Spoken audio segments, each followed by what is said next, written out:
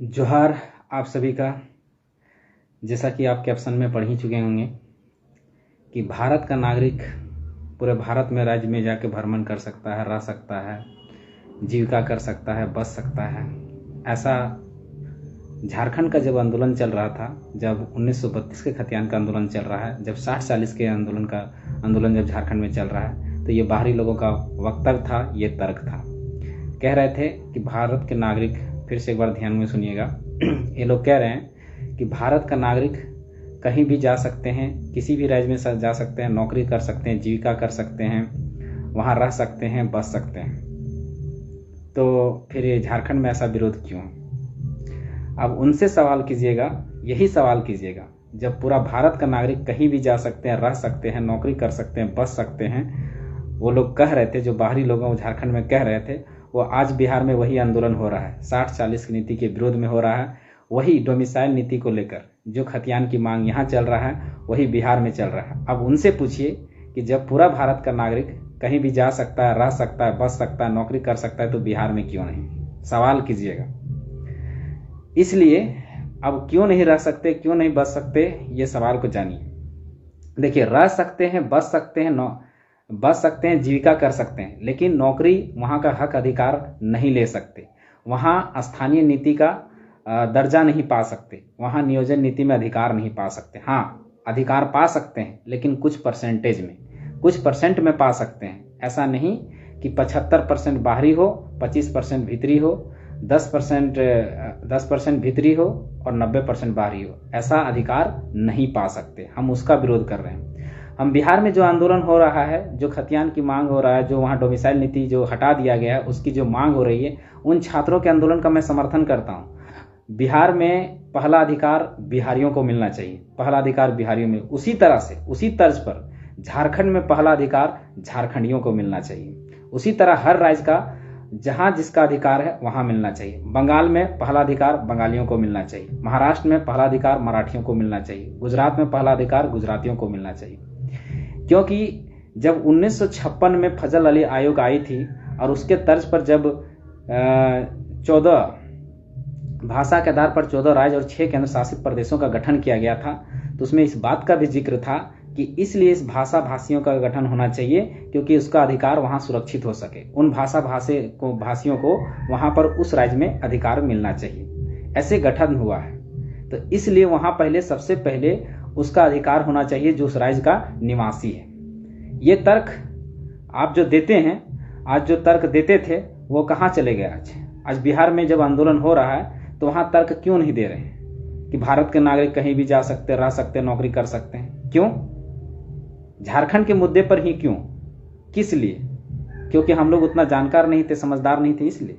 अब जान गए हैं, समझदार हो गए हैं, अब ये चलने नहीं देंगे। और इसलिए उस आदमी को उस राज्य में अधिकार मिलना चाहिए, इसलिए मिलना चाहिए क्योंकि उसका अगर वहां अधिकार नहीं मिलता है, मान लीजिए बिहार वासियों को बिहार में अधिकार नहीं मिलेगा, तो कहीं ना कहीं रोजगार करने के लिए जाएंगे, कहीं ना कहीं नौकरी करने के लिए जाएंगे, चाहे महाराष्ट्र जाएंगे, चाहे गुजरात जाएंगे, चाहे झारखंड आएंगे। अब जब झारखंड आएंगे तो यहाँ के लोगों का हक अधिकार छीनेंगे कि नहीं छीनेंगे? डेमोग्राफी चेंज होगा कि नहीं होगा? चाहे हम ही झारखंड के लोग अगर महाराष्ट्र जाएंगे या बिहार जाएंगे, गुजरात जाएंगे, कहीं भी जाके अगर बहुत मात्रा में चले गए तो वहां का हक अधिकार छीनेंगे कि नहीं छीनेंगे?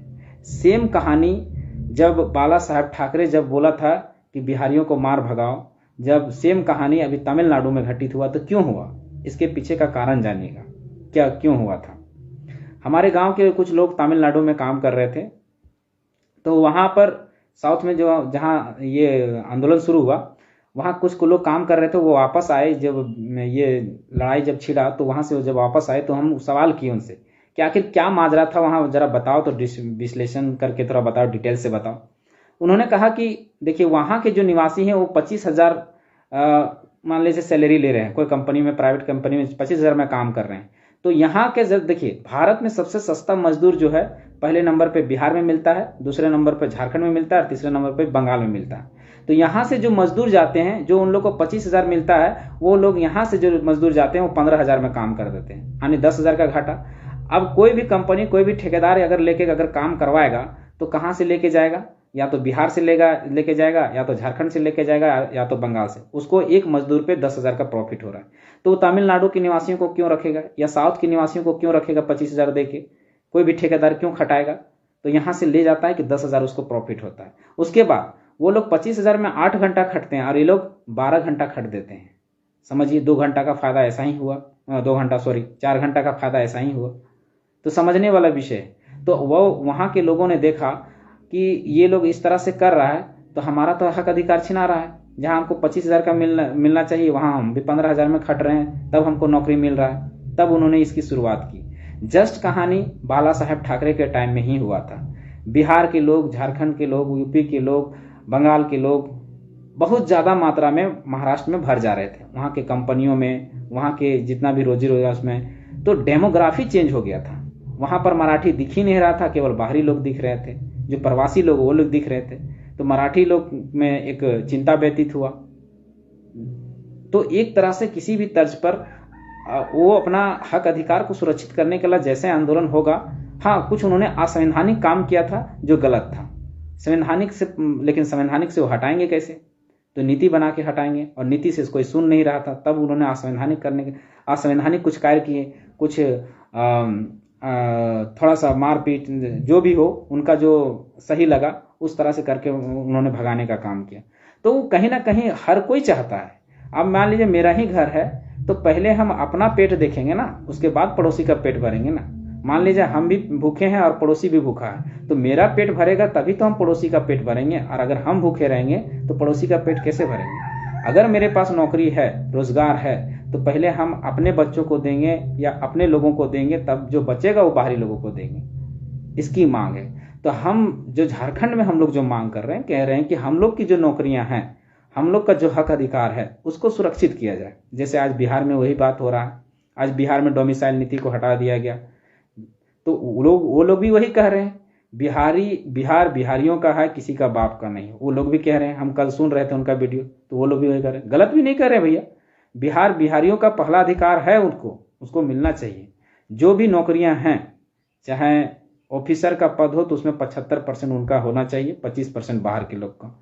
अगर CD की नौकरियां हैं तो 90% बिहारियों को होना चाहिए, 10% बाहर के लोगों को। हम समर्थन करते हैं उसका, हम विरोध नहीं करते, हम 10% में फाइट करेंगे। उसी तरह से झारखंड में भी होना चाहिए। प्राइवेट नौकरियों में 75% हमारी हिस्सेदारी होना चाहिए, 25% बाहर के लोग। जो हमारे ऑफिसर के पद हैं, जो ऑफिसर की नौकरियां हैं, उनमें 75% हमारे लिए होना चाहिए, 25% बाहर के लिए। जो CD की नौकरियां हैं उसमें 90-95% हमारे लिए होना चाहिए, 10 या 5% बाहर के लोगों को।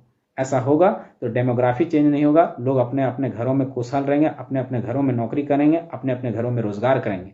तभी ये राज्य या देश सही तरीके से चल सकता है, सबको वहां उसका अधिकार मिलेगा। तो नहीं तो जहां भी जाएंगे टूट पड़ेंगे तो भेड़िया धसान हो जाएगा, फिर वहां की डेमोग्राफी चेंज हो जाएगी, फिर वहां के रोजी रोजगार छीनेगा, वहां के लोग बेचैन होंगे, वहां का बिजली पानी सारे संसाधनों पर भार पड़ेगा, और जब ऐसा भार पड़ेगा तो वो लोग तो भगाएंगे ही। अब यहाँ से ज्यादातर लोग महाराष्ट्र भाग रहे हैं, महाराष्ट्र नौकरी करने जा रहे हैं, मुंबई नौकरी करने जा रहे हैं। तो मुंबई में देखिए किस तरह से संसाधनों की लूट है, पानी की किल्लत है, बिजली की किल्लत है, आवागमन के, आपको ऑटो में बैठने के लिए लाइन लगाना पड़ेगा, बसों में बैठने के लिए धक्के खाने पड़ेंगे, ट्रेनों में बैठने के लिए एकदम भेड़िया दसान जैसे पूरा ठूस ठूस के जाना पड़ेगा। क्यों? क्योंकि वहां रोजगार के साधन थे, सभी राज्यों से लोग जाके मुंबई में टूट पड़े। अगर वही रोजी रोजगार, वही नौकरी, वही चाकरी अगर उनके राज्यों में, जो जहां से निवासी हैं, अगर उनके राज्यों में अगर मिला होता, अगर सुरक्षित मिला होता, उतना अधिकार मिला होता, उतना रोजगार मिला होता, तो वो वहां खुशहाल रहते। क्यों जाते मुंबई में धक्के खाने के लिए? समझने वाला विषय है। उसी तरह से हमारा जब झारखंड बना, तो झारखंड बनने के बाद सबसे ज्यादा जो बाहरी लोग हैं वो हमारे राज्यों में आए, सबसे ज्यादा, क्योंकि हमारा मिनरल बेस्ड स्टेट था। सबसे ज्यादा अतिक्रमण हमारे राज्यों का हुआ, क्योंकि हमारा मिनरल्स होने के कारण सारे लोग जो नौकरी करने आए सब झारखंड आ गए।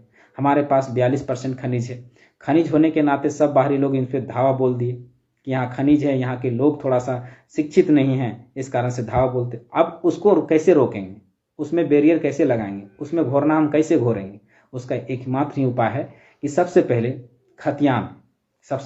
खतियान से रोकना पड़ेगा, खतियान को लागू करना पड़ेगा, और उस आधार पर स्थानीय यानी झारखंडी को परिभाषित करना पड़ेगा, यानी आइडेंटिफाई करने पड़ेगा कि झारखंडी कौन है। जब झारखंडी परिभाषित हो जाएगा, आइडेंटिफाई हो जाएगा, उसके आधार पर नियोजन बनाना पड़ेगा। हम ये नहीं कहते कि खतियान के आधार पर नियोजन बनाइए, नहीं, खतियान के आधार पर झारखंडी को परिभाषित कीजिए। ध्यान से सुनिएगा, हम कभी नियोजन को खतियान से जोड़ने की बात नहीं कर रहे हैं। हम कह रहे हैं खतियान से झारखंडियों को आइडेंटिफाई कीजिए, परिभाषित कीजिए कि झारखंडी है कौन, और उसके बाद आप नियोजन बनाइए। नियोजन में इस तरह से बनाइए कि छांटने के बहुत सारे तरीके हैं। सुप्रीम कोर्ट, हाई कोर्ट हो, सुप्रीम कोर्ट हो, वो कहता है कि आप कभी भी नौकरियों को 100% रिजर्व नहीं कर सकते। हाँ, मानते हैं उस तर्क को, 100% रिजर्व नहीं कर सकते, हम करना भी नहीं चाहते, हम कहते भी नहीं, लेकिन हाँ, बैरियर तो लगा सकते हैं। हम 100% रिजर्व नहीं करेंगे, हम पहले परिभाषित करेंगे कि झारखंडी कौन है, और फिर उसको छांटने के लिए 75% या 90% के क्राइटेरिया को फुल करने के लिए हम बहुत सारा बैरियर लगा सकते हैं। जैसे भाषा का बैरियर लगा सकते हैं, इंटरव्यू का बैरियर लगा सकते हैं, भाषा संस्कृति जानता है कि नहीं उसका बैरियर लगा सकते हैं, उसके लिए कुछ कॉलम रख सकते हैं, और उस तरह से बैरियर लगा के हम रोक सकते हैं। तो ये उपाय करना पड़ेगा। कैसे रोकेंगे, ये नीति नियम बनाना राज्य सरकार के हाथ में होता है। 3 सूची होता है, एक संघ सूची होता है, एक समवर्ती सूची होता है, एक राज्य सूची होता है। और जो स्थानीय नीति और नियोजन नीति के जो मुद्दे होते हैं, जो स्थानीय नीति और नियोजन नीति होता है, उसको बनाने का काम राज्य सरकार के हाथों में होता है। वो राज्य सरकार अपने राज्यवासियों के हित में जैसा चाहे कानून बना सकती है, अपने हिसाब से कानून बना सकती है, अपने राज्यवासियों को ज़्यादा से ज़्यादा अधिकार देने के लिए। लेकिन हमारा राज्य जो है, हमारे राज्य के जो मुखिया हैं, वो ऐसा है कि जो भी नीति बनाते हैं वो पता नहीं केंद्र सरकार को क्यों भेजना चाहते हैं। हर चीज़ को बनाते हैं, केंद्र सरकार को भेज देते हैं। क्यों? आपके पास इतना पावर है, उस पावर का इस्तेमाल कीजिए। राज्य को भी पावर दिया गया है, तो राज्य को जब पावर दिया गया है तो आप उसका इस्तेमाल कीजिए। आज बंगाल भी है, बंगाल भी आपका स्टेट ही है, वो भी भारत का ही अंग है, लेकिन देखिए आज वहाँ का नीति नियम कैसे बनाती है। ममता बनर्जी चलने नहीं देती है किसी को भी, वो जो वहाँ नीति बनाती है वही चलता है, वही इम्प्लीमेंट होता है। क्यों भाई? वो भी तो झारखंड जैसा ही एक भारत का अंग है, वो भारत का राज्य है, फिर वो नीति बनाती तो वहाँ कैसे चलता है? हम जब नीति बनाते हैं तो किस प्रकार का ऐसी नीति बनाइए जो यहाँ के लोगों को ज़्यादा से ज़्यादा अधिकार मिल सके, यहाँ का ज़्यादा से ज़्यादा भविष्य सुरक्षित हो सके, यहाँ का ज़्यादा से ज़्यादा भविष्य बन सके। इस पर हमें ध्यान देना पड़ेगा। ऐसी सरकार को सोचना पड़ेगा, अपनी महत्वाकांक्षा से ऊपर उठकर सोचना पड़ेगा, अपनी वोट की राजनीति से, अपनी वोट के ध्रुवीकरण से ऊपर उठ के सोचना पड़ेगा अपने राज्यवासियों के हित में। और जब राज्यवासियों के हित में आप सोचेंगे, उनके भविष्य के बारे में सोचेंगे, तो निश्चय है कि वो आपको चाहेंगे और आपको फिर भी अगली बार में सत्ता में बैठाएंगे। तो आप चाह ही नहीं रहे हैं। आपके जितने भी मैनिफेस्टो में शामिल थे, चाहे बीजेपी की सरकार रहे, चाहे जेएमएम की सरकार रहे, चाहे जेएमएम की गठबंधन की सरकार रहे, बीजेपी की सरकार ने भी कोई स्पष्ट नीति नहीं बनाया था। उन्होंने भी जो नीति बनाया वो गलत बनाया था। उन्होंने स्थानीय का आधार क्या माना? 1985। किस बेसिस पर आप 1985 मान लिए? अपने से, मन से। ना कोई सर्वे हुआ है, ना कोई सेटलमेंट, ना सर्वे सेटलमेंट है। आप किस आधार पर मान लिए? मान लीजिए अगर हम घर ही बनाते हैं तो उसका एक बेस होता है, आधार होता है, लेकिन कोई आधार है ही नहीं। अपने मन से 1985 मान लिए, जबकि 1984-85 में 1983-84 का जो समय था, जब सीसीएल और बीसीसीएल हमारे यहाँ सबसे ज्यादा लोग तो तभी आए, तो फिर उन लोगों को रोकेंगे हम कैसे? तो 1984-85 से पहले हमारा जो लास्ट सर्वे सेटलमेंट है 1964 को आप लागू करते, और उसके आधार पर पहले कहते कि उसके पहले जितना भी सर्वे है उसको लागू कर दिया जाए, उस आधार पर झारखंडी को परिभाषित किया जाए। लेकिन आपने ऐसा किया नहीं। यानी उन्होंने भी स्थानीय नीति बनाया, वो भी गलत बना दिया। उसके बाद जो उसने नियोजन नीति बनाया, जो रघुवर दास ने, जो बीजेपी की सरकार ने जो नियोजन नीति बनाया, उन्होंने भी गलत बनाया। एक भाई को 2 भागों में बांट दिया, मतलब इस 24 जिला को 11-13 जिला में बांट दिया। 13 जिला को रिजर्व कर दिया, सुरक्षित कर दिया कि चलो 13 जिला रिजर्व हो गया। चलो उसका हम तारीफ भी करते हैं, सराहना भी करते हैं। लेकिन जो 11 जिले बच गए उनका क्या हुआ? उनमें तो बाहरी लोग कैसे घुस गए? मान लीजिए एक घर में 2 भाई हैं और एक भाई को घर का आधा हिस्सा दे दिए और उसको बाउंड्री कर दिए, दरवाजा लगा दिए, सुरक्षित कर दिए, और एक भाई का दरवाजा को खुला छोड़ दिए कि आओ घुसो, पूरा घुसो, इसके यहाँ बाहरी लोग आओ, पड़ोसी लोग आओ और इसका अधिकार को लूट के ले जाओ, इसके अधिकार को चोरी करके ले जाओ। और एक भाई को पूरी तरह से सुरक्षित कर दिए और कह दिए कि छोटका भैया जो है वो बड़का भैया के यहाँ घुस नहीं सकता, उसका बाउंड्री लगा दिया, दरवाजा लगा दिया। वही हाल किए। क्या किए? जो ओपन जिले थे वहाँ, और रिजर्व जिले जो थे, ओपन जिले के लोग वहाँ नहीं भर सकते थे। यानी अगर हम गिरिडीह जिला का निवासी हैं और अगर खूंटी जिला में फॉर्म भरना चाहते थे तो फॉर्म नहीं भर सकते, क्योंकि वो रिजर्व जिला हो गया।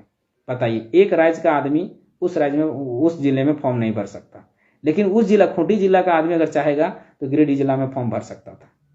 और उसका क्या नतीजा निकला देखिए, जिस ओपन जिले को आपने छोड़ दिया खुला, उसमें क्या हुआ। 2016 का ही वैकेंसी, जो 2 टीचर का वैकेंसी था, बार बार इस बात का हम लोग जिक्र करते हैं। क्या हुआ कि 56 गो संस्कृत के टीचर के वैकेंसी में 52 गो बाहर के लोग घुस जाते हैं। केमिस्ट्री के 37 को टीचर के वैकेंसी में 36 के बाहर के लोग घुस जाते हैं। और गिरिडीह, गोड्डा जैसे जिलों में 52 गो इंग्लिश के टीचर में 48 गो बाहर के लोग घुस जाते हैं ओपन जिलों में। तो ऐसा दुर्भाग्य कब तक चलता रहेगा? चाहे सरकार किसी की भी बने, पिसता स्टूडेंट है, पिस रहा है यहाँ का युवा पीढ़ी। कभी स्थानीय नीति में, कभी नियोजन नीति में, कभी हाई कोर्ट में, कभी सुप्रीम कोर्ट में। तो अगर इस तरह से पिसता रहा है तो हमारा भविष्य न बर्बाद हो रहा है। सरकारों को क्या जाता है, सरकार आएंगी जाएंगी, बदलती रहेंगी, पार्टियां बनती बिगड़ती रहेंगी, भविष्य तो हमारा पिस रहा है, मानव संसाधन तो हमारा बर्बाद हो रहा है ना। इस पे सोचना पड़ेगा। तो जितने भी बाहर से आए हुए लोग हैं, हमारी जो मांग है 1932 का खतियान और नियोजन नीति का, हम किसी बसने से या जीविका करने से रोक नहीं रहे। हम केवल यही कह रहे हैं कि झारखंड की जो हक अधिकार है उसको सुरक्षित कर दिया जाए, जैसे बिहार में मांग हो रहा है। यही हमारा आज का मैसेज था। धन्यवाद। जोहार। जय झारखंड।